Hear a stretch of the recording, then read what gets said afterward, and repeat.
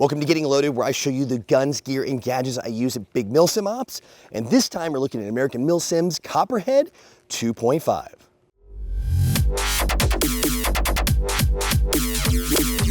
So we're out here in Playas, New Mexico, which is literally in the middle of nowhere, and you can see Mexico that way.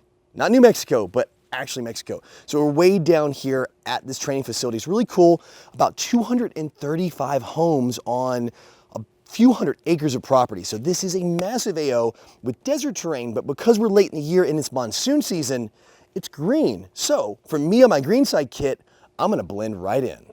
So let's talk about the fun stuff first. We're gonna go with the rifle before we go to the loadout itself, the gear. So what I'm running here is a Classic Army ARS-4, Advanced Rifle Series 4, full metal M4 with the key mod rail. Key mod keeps it light and allows you to add some accessories. And what I've done is I've added a couple rail sections here on the side for my cameras. I do run a forward and a back. I've got some hand stomps I put here on the bottom because I didn't want to go with the full grip because there's a lot of like window shooting and tight areas. Want to keep this low profile.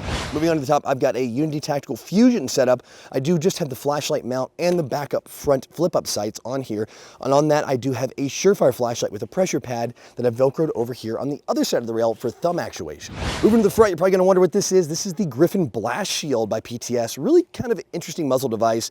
It fits over a standard flash hider, kind of like a suppressor clips on, but just gives it a neat look. In real world, it does have a purpose. In Airsoft, I just kind of think it looks cool, especially if you have something like this ARS-4, really good looking gun with such a small gap here. I think it really completes the look. Moving on across the top, I've got a T1 sight for optics. I'm engaging long distances, but I did need magnified, even though this thing does reach out. This gun's got some range to it. Also onto the back, I do have the PTS EPS, which actually just came out right at the time of this game.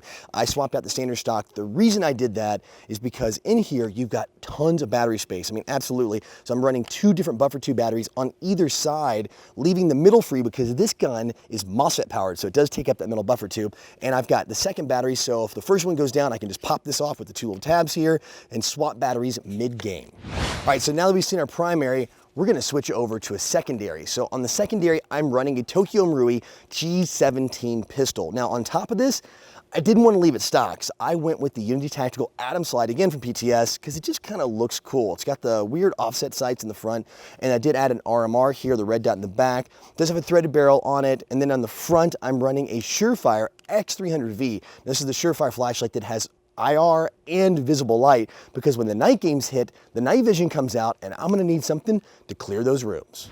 All right, let's talk about the helmet here and what's going on before we work our way down the gear. So up here, I've got a Bravo version 3 bump helmet, replica helmet, and it is actually for a replica pretty darn good. I'm usually not a fan of running those replica helmets. It's breathable, it's the PJ version, it's got vents on the top, it comes in like a green color, so it's kind of OD-ish Ranger green, has all the rails you need, and is very lightweight. And you need that because it gets really hot here in the desert in this late summertime. On the front, I've got my GoPro mounted with a brain exploder mount. I've got a cable ring to the back to a Milsim West battery pouch, and in there I've got my spare battery for the actual camera. So it powers it all day long, never have to worry about battery changes, just the chip changes, so I can get all that cool footage for you guys.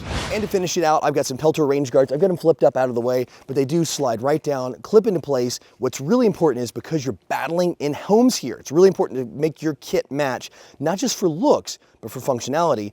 In these homes, they're using flashbangs, they're using grenades, they're using a lot of stuff on you in here. It gets extremely loud because they're tile floors. So you need some good ear pro to make sure you're running right and still keeping that ear protection running good. But again, when it's nighttime, I'm swapping it out. And I do have my PVS 14s here, night vision, running a Wilcox arm and an AKA2 Nortros mount. So that rounds out for the night game when it's time to go low light, pull out the IR lasers, and hunt down the enemies in the dark.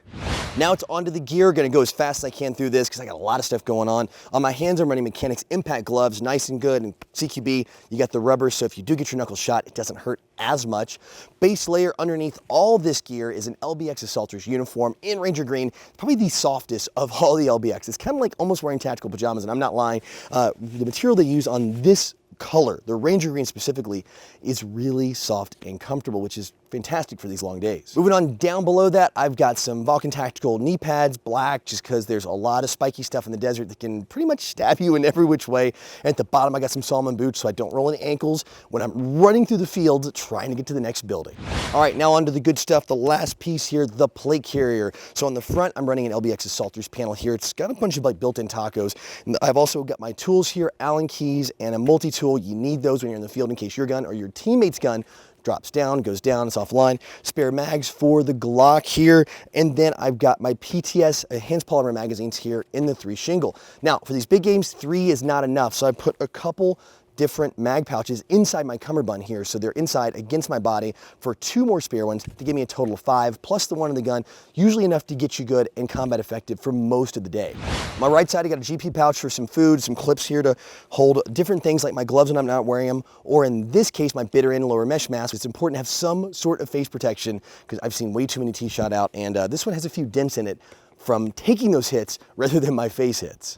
Other side, I've got a Enola Gay smoke pouch here, and then the Milsim West Balefang pouch for my first radio. I'm actually running 2 radios on this. The second one's on my back in an LBT, just M4 mag pouch. Now, the reason I'm running 2 radios is I'm gonna be able to talk to command and to my squad. So I'm actually running, I wanna be able to talk inter-squad and intra-squad. So I wanna keep those separate. So for inside the squad, I have a speaker mic. It's the Code Red headset Signal 21 speaker mic. It's also so you guys can hear it on the camera, hear all that radio chatter, and be able to communicate with the team. For command, I'm running a throat mic, again, from Code Red headsets. And this one, it's really subtle, it's in the ear. I'm using one of their upgraded earpieces so you can still hear through it and actually hear your teammates. And what's important too, it fits nice and neat underneath these Ear Pro when it's time to go into a room. And all that communications goes to these Balefang radios. I do have extended antennas, one's right here and one's up over my shoulder.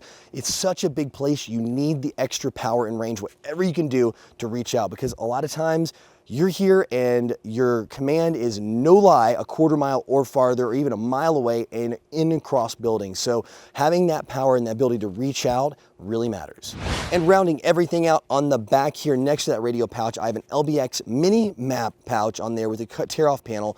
Tear-off panel, I usually keep extra smoke grenades, things like that, that somebody can grab and go. On the plate carrier, and then of course the pack itself holds a few extra mags, maybe a few extra smoke grenades or bangers, and the hydro.